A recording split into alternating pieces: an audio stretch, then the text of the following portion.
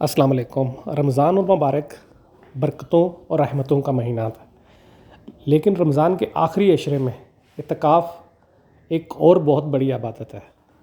اعتکاف ہر مسلمان پر فرض تو نہیں، لیکن ایک محلے میں ایک بندہ بھی اگر اعتکاف کر لے تو پورے محلے کا اعتکاف ہو جاتا ہے۔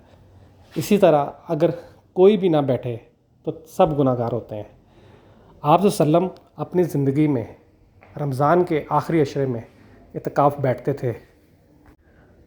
صحابہ اکرام اور خلیفہ راشدین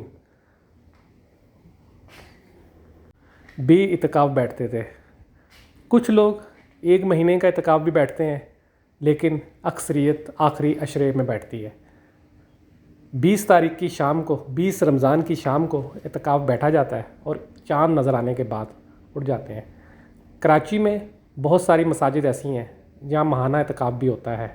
لوگ فرسٹ رمضان کی رات آ جاتے ہیں اور پورا مہینہ اعتکاف کرتے ہیں۔ لیکن آخری عشرے میں جو اعتکاف ہے، اس کا سب سے بڑا فائدہ یہ ہے کہ آپ کو طاق رات بھی مل جاتی ہے، یعنی کہ 21، 23، 25، 27، 29 جو بھی شب قدر ہوگی وہ آپ کو ملے گی۔ اللہ تعالیٰ ہم سب کو اس بابرکت مہینے کی رحمتیں اور برکتیں عطا فرمائے۔ اور کہا جاتا ہے کہ اس مہینے میں جس کی بخشش نہیں ہو سکی اس کی کب ہوگی۔ اللہ تعالیٰ ہماری بخشش فرمائے، ہمارے والدین کی، ہم سب مسلمانوں کی، ہمارے دوستوں کو، رشتہ داروں کی۔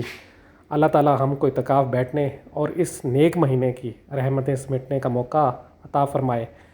اس مہینے میں خواتین اپنے گھروں پر بھی اعتکاف بیٹھ سکتی ہیں، اور اسلام وہ مذہب ہے جو ہر طرف کی آسانی فراہم کرتا ہے۔ اگر عورت کے گھر میں کوئی دوسرا کام کرنے والا نہیں تو وہ مخصوص ٹائم پہ اپنے گھر کے کام بھی کر سکتی ہے اور اعتکاف بھی بیٹھ سکتی ہے۔